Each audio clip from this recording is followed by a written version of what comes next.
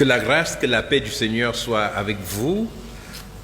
Nous bénissons le Seigneur pour cette occasion de partager ensemble la parole de Dieu et de pouvoir apporter quelques pensées sur l'enseignement de la Bible, sur le texte de la Bible et prendre position sur des questions importantes liées à notre témoignage.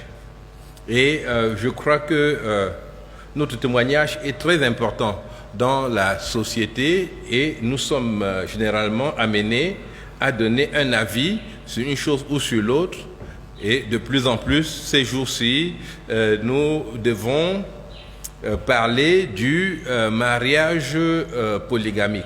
Je ne sais pas ce qui s'est passé, comme si on avait inoculé un virus parmi les chrétiens, mais la polygamie, on en entend parler vraiment partout. Mardi, j'avais consacré l'étude biblique à la polygamie et à montrer le rapport entre la Bible et la polygamie. Et je crois que c'est un thème très très important parce que, évidemment, ça doit tenter beaucoup d'hommes, même des enfants de Dieu, d'avoir deux femmes. C'est mieux que beaucoup d'autres. Il a eu deux femmes alors que les autres ont une seule femme. Parfois, les gens se vantent en disant, voilà, j'ai tel nombre de femmes. Et puis, aussi de transgresser certains interdits. Cela semble très, très intéressant. Et cela semble valoriser certaines personnes, même des enfants de Dieu, qui trouvent dans la transgression de l'interdit une démonstration de leur importance. Évidemment, on le fait en général en déformant la parole de Dieu et en l'interprétant à notre avantage. Et c'est pour cela que aujourd'hui, je vais parler d'abord du mariage chrétien comme l'unique cadre de vie commune pour le chrétien et ensuite expliquer que l'Ancien Testament ne contredit pas le Nouveau Testament qui en est l'accomplissement et qu'en fait l'Ancien Testament contient le Nouveau mais sous une forme voilée. Nous avons une révélation progressive de Dieu dans la Bible. Et pour présenter le mariage chrétien, devons dire que pour tout le monde, c'est une notion nouvelle. Quand on vient à Jésus-Christ, mais normalement, on ne connaît pas la vie chrétienne, on va la découvrir. Mais on pense qu'on connaît le mariage parce qu'on a vu des mariages. Et toutes les sociétés ont une cérémonie de mariage. Mais tous les mariages ne sont pas des mariages chrétiens. Par exemple, sur la terre, il y a beaucoup d'habitants qui vivent, qui agissent, qui interagissent, mais tous ne sont pas des chrétiens. De même, il y a beaucoup de mariages, mais qui ne sont pas des mariages chrétiens. Et un mariage chrétien, c'est un mariage où le Seigneur a la liberté d'agir. Donc, au départ, c'est au moins un mariage entre deux enfants de Dieu, c'est-à-dire des personnes qui ont décidé de marcher avec Jésus-Christ. Des personnes qui ont choisi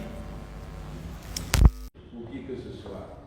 Et le Seigneur touche chaque cœur. Il est prêt à se révéler à celui qui se tourne vers lui, qui lui parle. Et il dit, vous me trouverez lorsque vous me chercherez de tout votre cœur. Il faut en faire une question importante pour ta vie. Et Jésus est prêt à venir habiter dans ton cœur.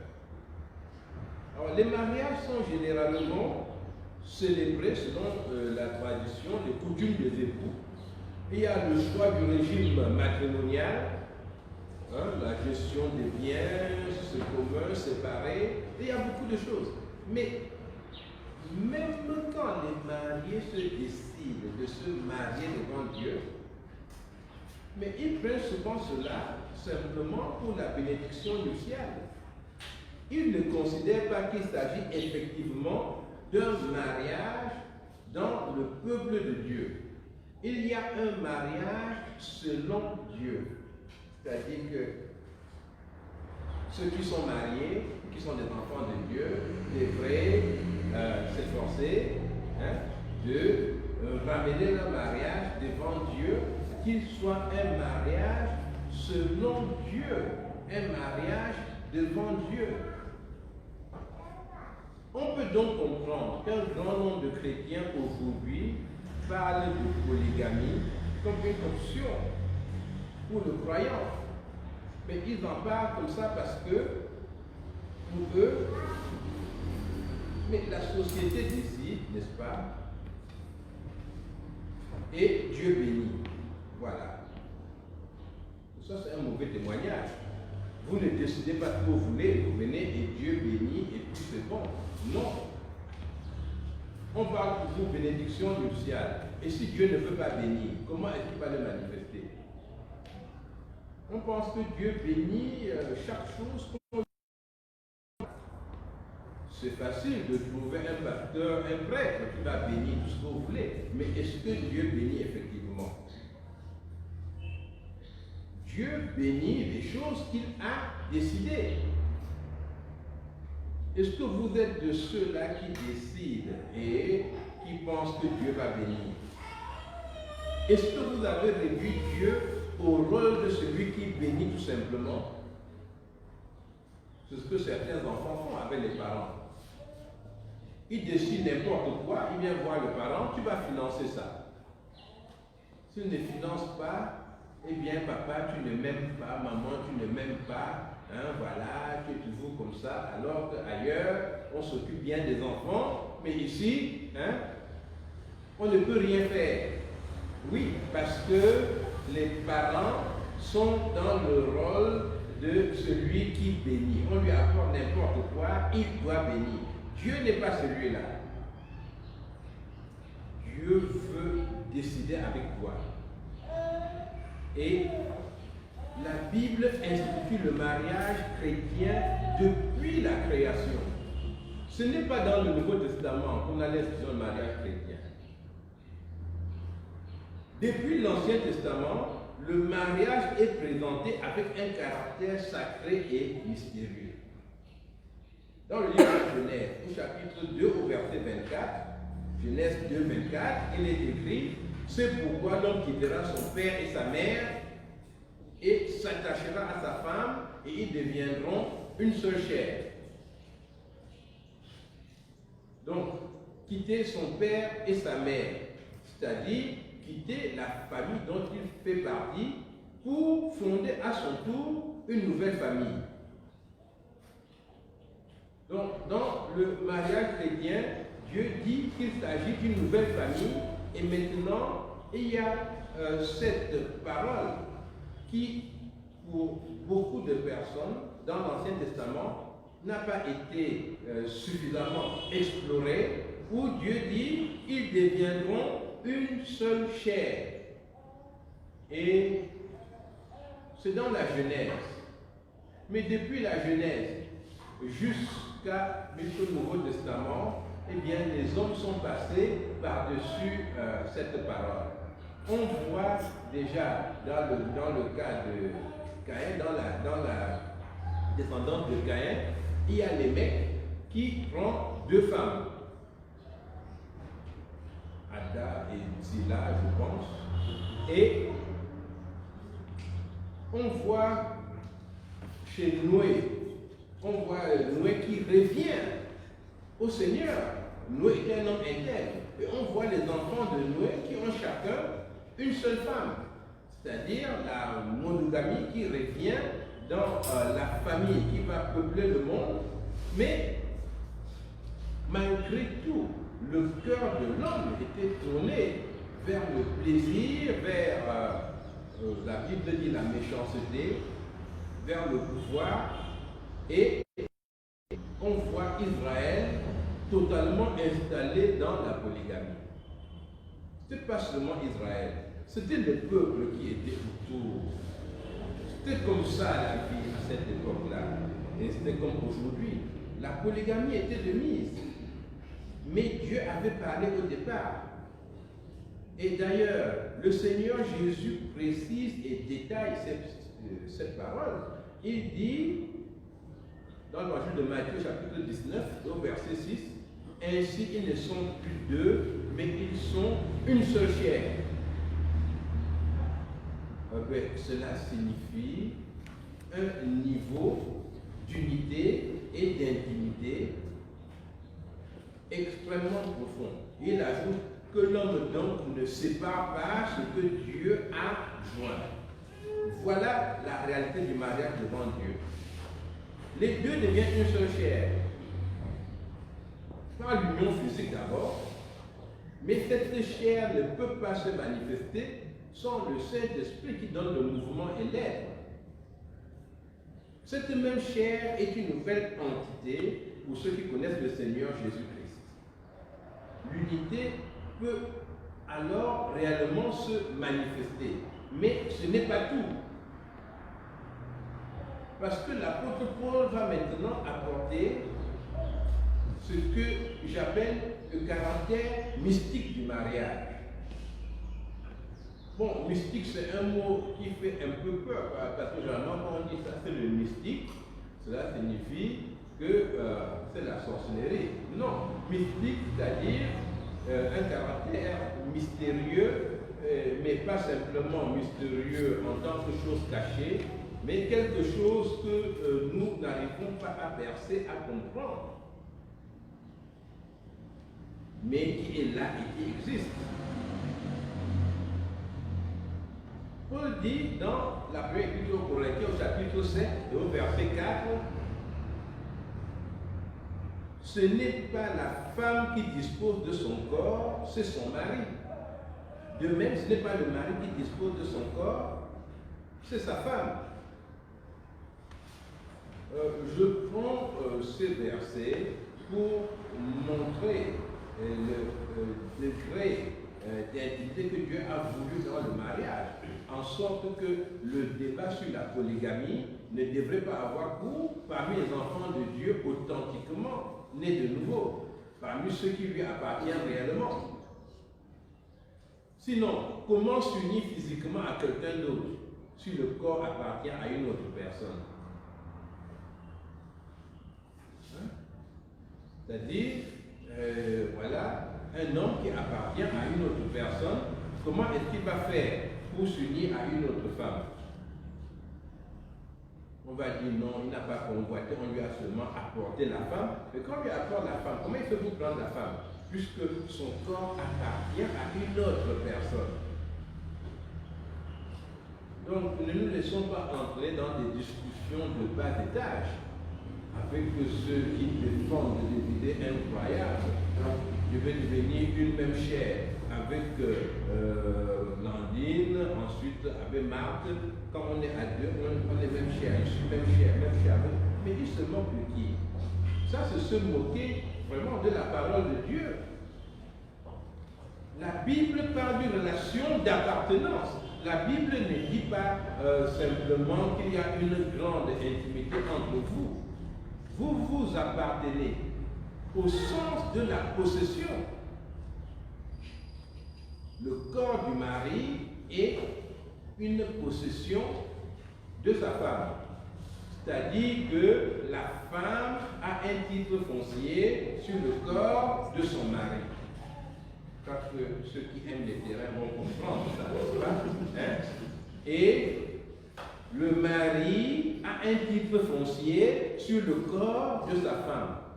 Parce qu'avec le titre foncier, vous savez, on ne peut même pas venir verser son sable là-bas.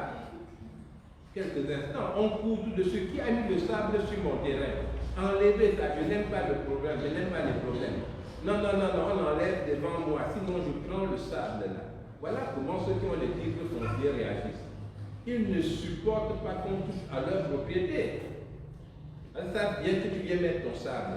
après tu dis, je vais construire une petite maison pour garder mon matériel. Et après, ils te voient habiter sur leur terrain. Donc, nous devons être convaincus là du fait que le mariage est sacré. Il dit aux Éphésiens au chapitre 5 et au verset 25, Marie, que chacun aime sa femme comme Christ a aimé l'Église. Et ceci est vraiment la révélation que Dieu donne à Paul, ce qui n'était pas connu par le passé et que Paul apporte maintenant sous l'inspiration du Saint-Esprit. C'est une chose d'une importance extraordinaire.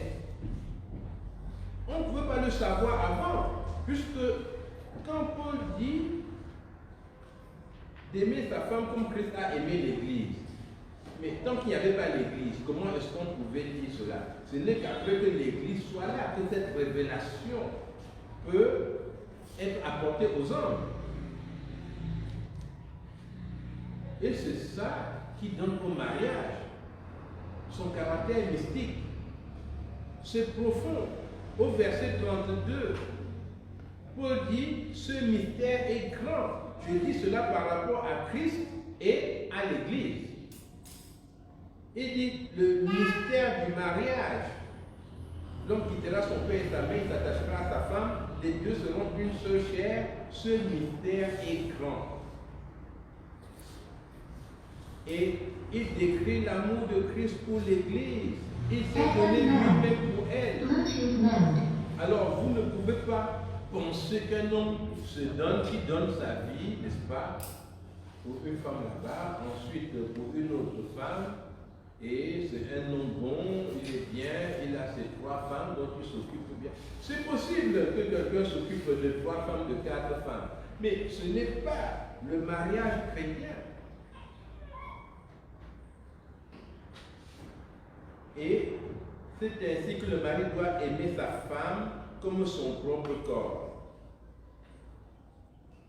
Celui qui aime sa femme s'aime lui-même, car jamais personne n'a haï sa propre chair, mais il l'a nourrie et en prend soin, comme Christ le fait pour l'Église. En général, ceux qui deviennent polygames, mais ils le font parce qu'ils aiment leur propre corps eux-mêmes. Il leur faut une nouvelle femme, la famille a fait pression, il leur faut une femme, il faut une femme soit qui parle leur langue, soit une femme qui va accoucher des garçons, l'autre femme n'accouche que des filles, ou bien l'autre femme n'a pas d'enfant, et puis elle n'a pas d'enfant, et puis il faut une autre femme. C'est son propre corps qu'il aime. Mais le mari doit aimer sa femme comme son propre corps. Et beaucoup de femmes sont humiliées, brisées, détruites, conduites même à dire « Oui, je veux que mon mari ait une deuxième femme ». Et elle vient, le cœur brisé, mais le sourire aux lèvres, accueillir la deuxième femme. Je crois qu'au ciel, ceux qui ont participé à des choses comme ça seront vraiment unis. Je veux dire au cas où ils vont au ciel. Parce que je pense que beaucoup vont se retrouver en enfer pour avoir humilié une personne à ce point-là. On l'oblige à sourire et à se réjouir. Le jour où son âme est détruite au plus profond d'elle-même. Non, ce n'est pas acceptable. La polygamie ne peut pas être soutenue en milieu chrétien. Il faut bien le comprendre. Et dans la Bible d'ailleurs, on n'est pas trouvé aucun conseil dans le Nouveau Testament pour la gestion d'un foyer avec plusieurs femmes. Alors certains croient qu'à l'époque de Jésus-Christ, il n'y avait plus de polygames, il y avait beaucoup de polygames. Mais dans l'Empire romain, il y avait énormément de polygames. C'est vrai que les Romains ne pratiquaient pas de polygamie officielle parce que ça perturbait les héritages. Hein. Quand on aurait avec plusieurs femmes, il fallait partager, réduire ce qu'on avait. Et les Romains pratiquaient pour la plupart la monogamie, mais ils avaient des vices énormes. Il y avait des concubines, il y avait même des homosexuels. Et c'était presque la règle chez les Romains à un moment donné. Donc, l'apôtre Paul a vu tout ça. L'apôtre Paul aurait pu donner des conseils pour les polygames. Par exemple, quand les femmes luttent, il faut séparer doucement. Hein? Elle n'attrape pas une femme pendant que l'autre la tape. Hein? Il aurait pu dire cela. Dans l'Ancien Testament, vous avez des conseils pour les polygames. On dit par exemple que s'il y a une femme qui est la première femme, et puis, ou bien s'il y a une femme qui a le premier garçon dans la famille, et voilà que tu n'aimes pas cette femme-là, toi le polygame, mais c'est elle qui a le fils premier-né, tu ne peux pas changer au moment de nommer l'héritier. Parce que le premier-né était automatiquement héritier dans les familles juives. Donc c'est un conseil pour que le polygame vive en paix avec ses femmes et qu'il organise bien la maison et que le droit de ces femmes soit respecté. Et dans le Nouveau Testament, il n'y a rien de semblable parce que Dieu veut montrer que ce n'est pas un type de relation dans laquelle un enfant de Dieu pourrait s'engager. Bon, maintenant, s'il y a un polygame dans l'église, et puis il y a un problème chez lui, alors les anciens, un ancien ne dit pas, il ne peut pas venir chez toi parce que vraiment, ta polygamie là, hein, je ne sais pas ce que c'est. Non, on s'occupe de lui, de sa vie, de ce qui ne fait pas chez lui, comme d'un enfant de Dieu, avec les principes que la Bible donne. Je veux seulement dire que dans le Nouveau Testament, il n'y a pas de principe détaillé concernant les familles polygames et Dieu l'a voulu ainsi, en sorte qu'il est clair pour les enfants de Dieu que ce n'est pas un type d'alliance dans lequel aller. Le risque n'est pas de voir beaucoup d'enfants de Dieu, des hommes devenir polygames. Je sais que, oui, bon, j'ai appris qu'il y a des pasteurs qui deviennent polygames, mais ça vraiment, ce doit être quelque chose d'un peu rare. Mais le risque, c'est de voir des jeunes femmes dans l'église qui, n'étant pas mariées depuis longtemps, rencontrent quelqu'un qui dit « j'ai cru, je suis un enfant de Dieu et puis j'ai même des dons spirituels et voilà, je fais ceci, je fais cela, je fais des miracles et viens être ma femme. » Bon, c'est vrai que je suis déjà marié, mais la femme là ne s'entend plus. Tu vas être la deuxième femme, hein, et puis on va vivre ensemble. Ça, c'est un risque qui est courant. Et beaucoup de chrétiennes, chrétiennes, oui, je veux dire, elles se réfèrent à une expérience de nouvelle naissance, mais beaucoup de chrétiennes vivent dans une relation adultérine avec des hommes mariés, n'est-ce pas? Et pour elle, c'est un autre mariage, hein? Puisqu'elle est fidèle à cet homme-là, hein? Et puis elle ne gêne pas l'autre femme. Je ne sais pas, les gens qui vivent dans le péché ont toujours des raisonnements comme ça, qui leur donnent une certaine dignité, n'est-ce pas? Hein? Moi, si vraiment je ne sais pas ce qu'il fait avec elle, je ne m'occupe pas d'eux. Hein? Quand je le reçois, je ne demande pas tu étais où. Mais, hey, tu es dans quoi comme ça? Ce n'est pas une relation normale. Il faut en sortir. La Bible appelle cela vivre dans le péché. Donc le mariage chrétien est un mariage saint. Malheureusement, comme beaucoup de gens ne comprennent pas la sainteté du mariage, ils voient seulement dans le mariage le fait de fonder une famille, avoir des enfants et oublient donc ce sens d'intimité profonde, d'union spirituelle et physique et le sens mystique du mariage, qui est que le mariage entre l'homme et la femme est à l'image de la communion entre Jésus-Christ et son Église. Comme cette communion doit être profonde, l'Église qui parle avec le Seigneur, l'Église qui ne veut rien décider sans le Seigneur, l'Église qui dépend vraiment du Seigneur, le Seigneur qui aime son Église, qui l'encadre et qui la soutient.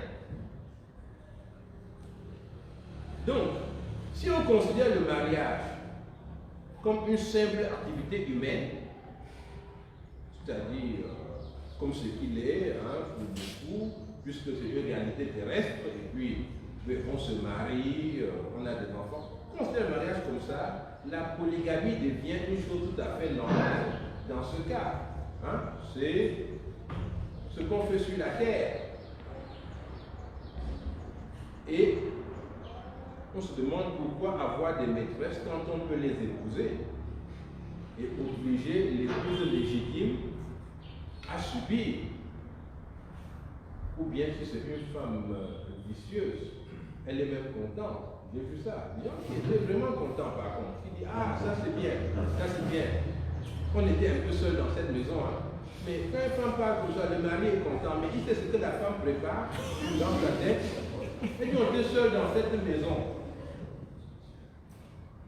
Il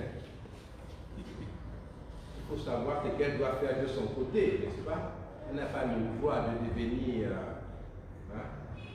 polyandre, n'est-ce pas? Ça c'est la polygamie pour les femmes. Mais elle peut l'organiser à sa manière. Et cela s'appelle le vice. L'enseignement de Dieu sur le mariage s'est donc difficilement installé dans le peuple évangélisé. C'est-à-dire en Occident, par exemple, où l'évangile a été annoncé bien longtemps avant nous, plusieurs siècles. Mais l'enseignement de Dieu sur le mariage s'est difficilement installé à cause des coutumes qui étaient très loin de la pensée de Dieu. Et en Europe, jusqu'aujourd'hui, beaucoup d'églises prennent à la légère l'adultère. C'est-à-dire, il y a beaucoup d'églises qui l'assimilent à un péché comme les autres. Bon, on dit que tous les péchés sont égaux. Je n'ai pas vu ce verset dans la Bible, que tous les péchés sont égaux. Pas du tout. La Bible dit que le péché est de la loi. Mais la Bible ne dit pas que chaque péché a les mêmes conséquences. Les péchés peuvent, non, mais les péchés en tant que transgression de la loi sont des choses qui offensent Dieu. Mais les péchés n'ont pas le même retentissement sur nous-mêmes, comme ils n'ont pas les mêmes conséquences dans notre environnement. Par exemple, l'apôtre Paul parle du péché sexuel. Et il dit que les autres péchés se font en dehors du corps, mais que le péché sexuel se fait dans le corps. Vous voyez, donc il donne une place plus importante à ce péché. Il prouve que voilà, le péché sexuel, mais c'est une chose extrêmement grave. Et David dit même à Dieu de l'aider à fuir les grands péchés. Et il y a des péchés plus grands que les autres. Et on ne peut pas dire que commettre l'adultère, c'est la même chose que de manger trop de chocolat. Si je mange trop de chocolat, je me dis j'en ai trop mangé, ce n'est pas bien. Ça me fait aussi. Alors, l'autre dit ah, tu as le chocolat, il faut que tu te repenses. Il dit oui, il dit moi par contre, je viens de faire l'adultère.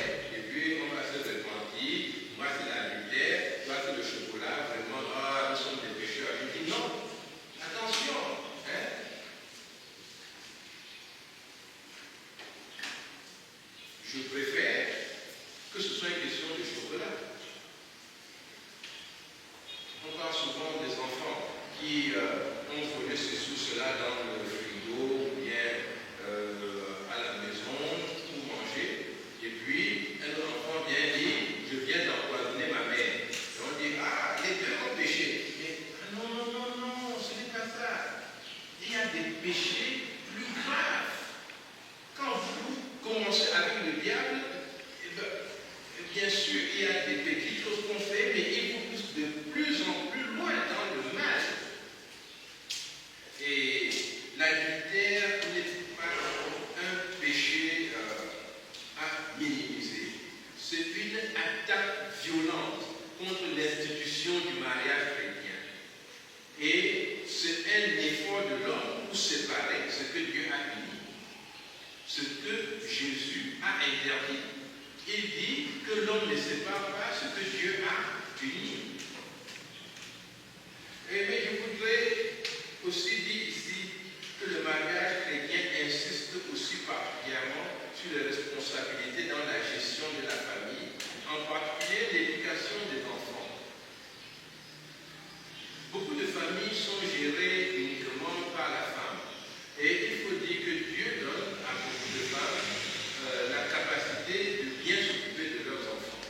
Je voudrais ici féliciter et encourager les femmes qui se sont retrouvées avec des enfants et qui se sont efforcées de leur inculquer des valeurs, de les entourer, de les conduire à connaître le Seigneur Jésus-Christ. Que le Seigneur vous bénisse. Mais ça, c'est le modèle polygamique. Parce que le père ayant plusieurs femmes, il y a parfois plusieurs maisons, même qu'il n'y a qu'une seule maison. Mais les enfants, il faut les gérer et il y a une notion confuse de la famille. Les polygames, par exemple, font croire qu'on peut faire en sorte qu'un enfant ne sache même pas qui est sa mère. C'est-à-dire quand il vient, c'est un autre moment qui ne sait pas. Mais enfin, vous devez faire partage.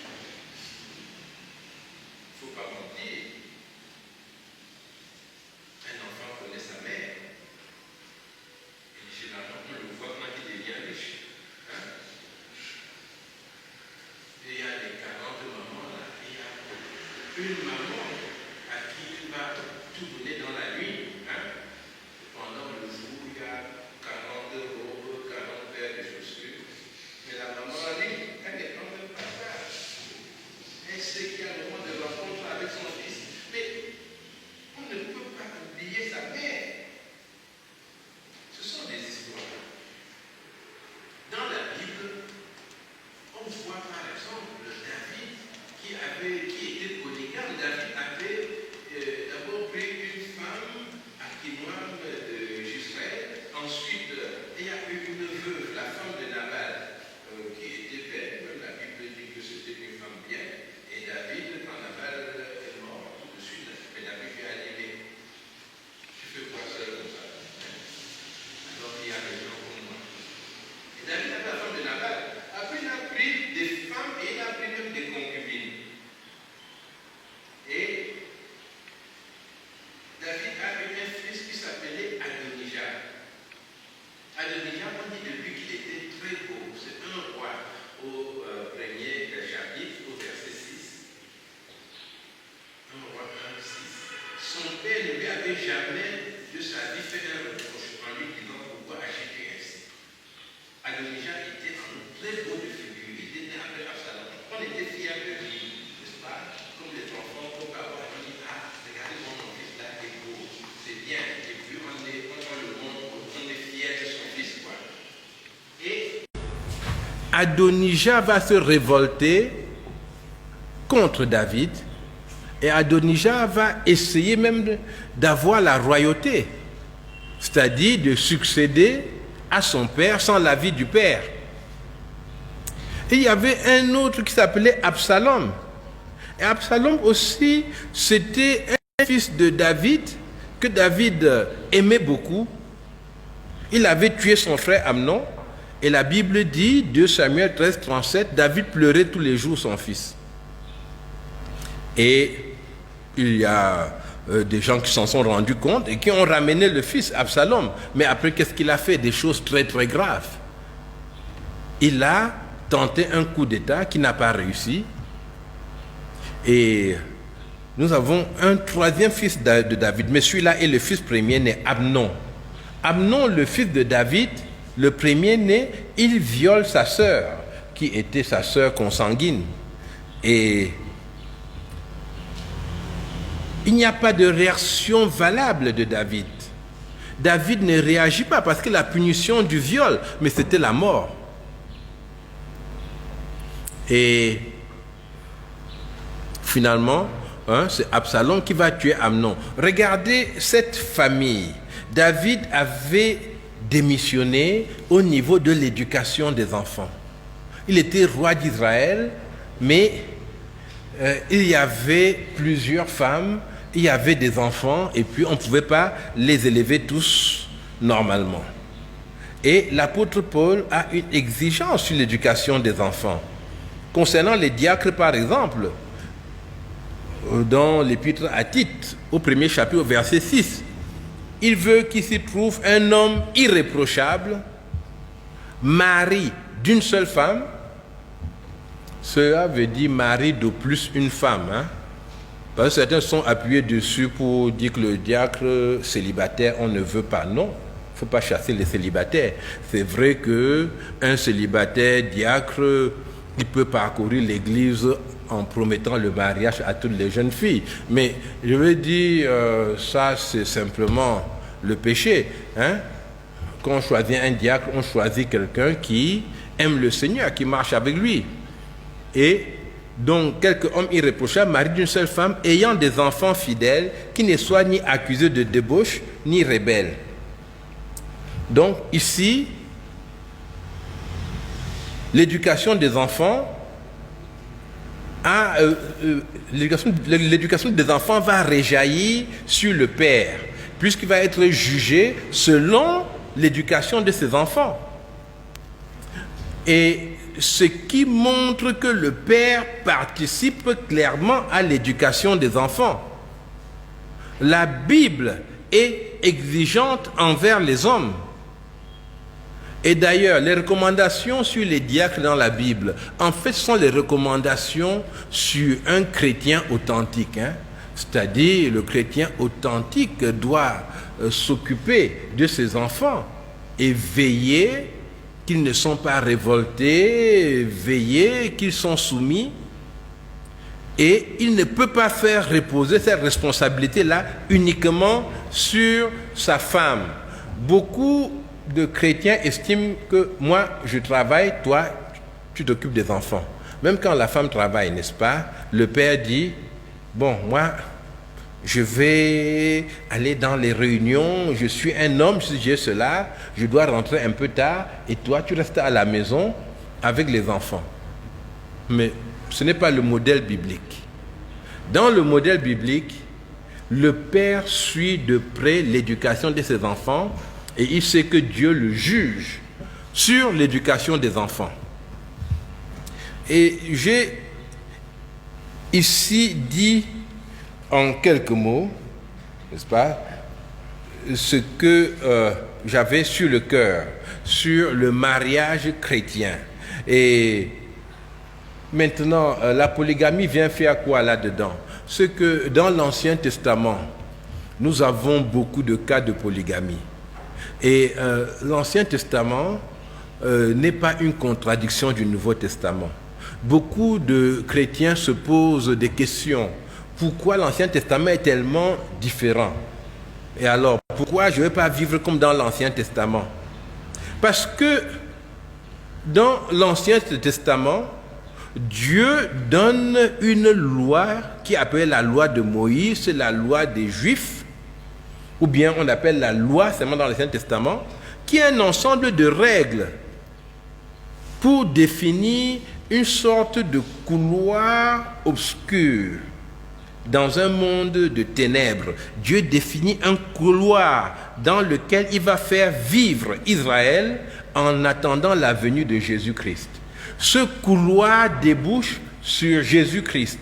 Et cette loi insiste sur la sainteté de Dieu, sur le rejet de toute forme d'idole ou de représentation de Dieu. Il y a des règles morales telles que ne pas voler, ne pas mentir, ne pas commettre d'adultère.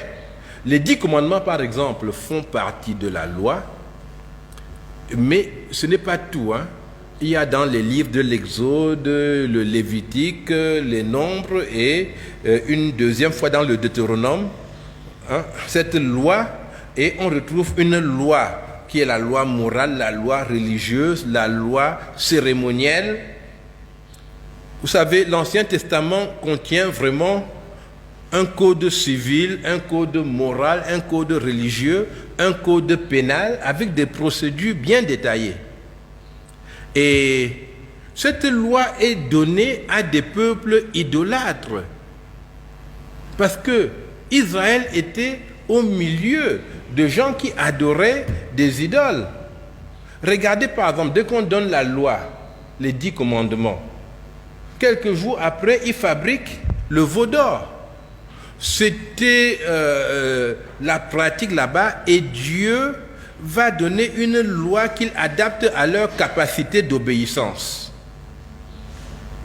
La révélation de Dieu dans l'Ancien Testament est progressive. La loi de l'Ancien Testament est une loi parfaite à vue humaine. Mais ce n'est pas une loi parfaite dans la pensée de Dieu. Parce que dans la pensée de Dieu, la perfection vient en Jésus-Christ. Et d'ailleurs, Jésus dit, voilà, c'est à cause de la dureté de vos cœurs qu'on vous a donné telle ou telle autre loi. Si vous regardez par exemple le commandement qui dit, enfin, ou la règle qui dit œil pour œil, dent pour dent, Jésus dit non. Mais si vous lisez l'Ancien Testament sérieusement, vous verrez que par contre le plan parfait de Dieu est présent dans l'Ancien Testament. C'est-à-dire qu'il y a ce commandement-là qui dit comment on va gérer la société, mais dans le livre de Lévitique, chapitre 19, verset 18, Lévitique 19, verset 18, il y a là un verset que beaucoup de chrétiens ne connaissent pas. Et il est dit, tu ne te vengeras point. Retenez bien, Lévitique 19, verset 18. C'est dans l'Ancien Testament. Tu ne te vengeras point et tu ne garderas point de rancune contre les enfants de ton peuple.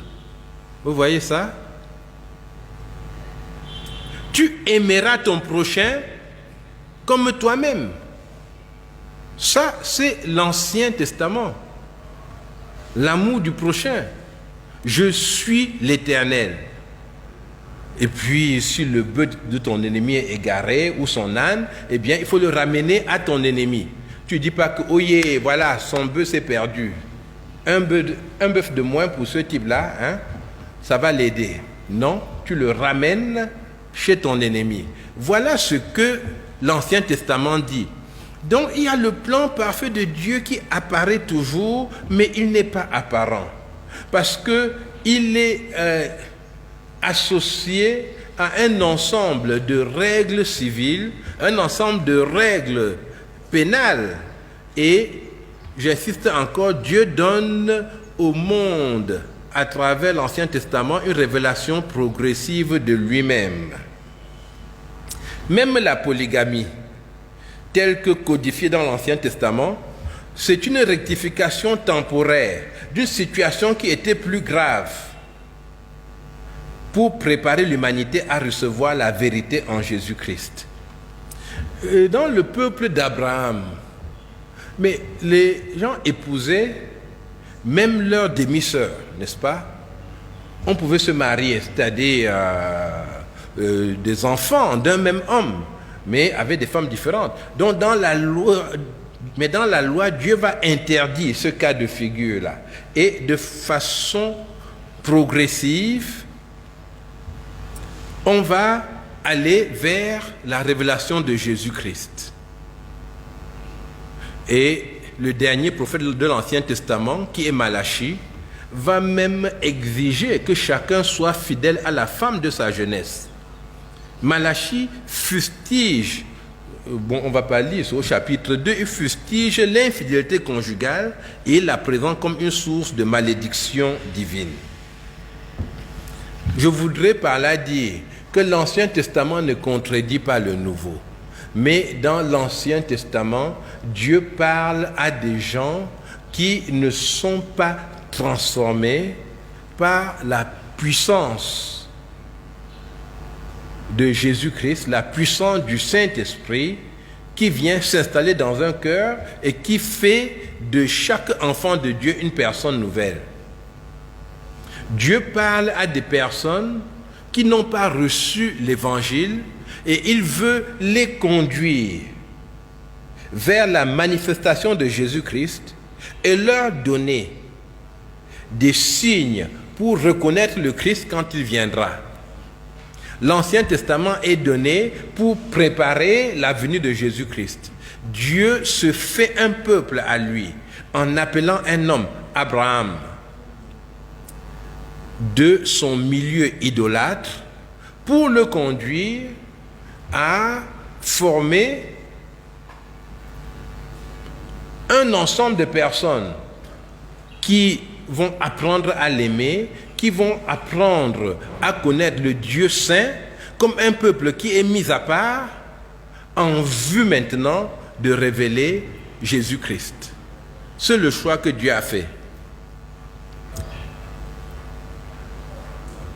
Donc, beaucoup de personnes, peut-être, parmi nous,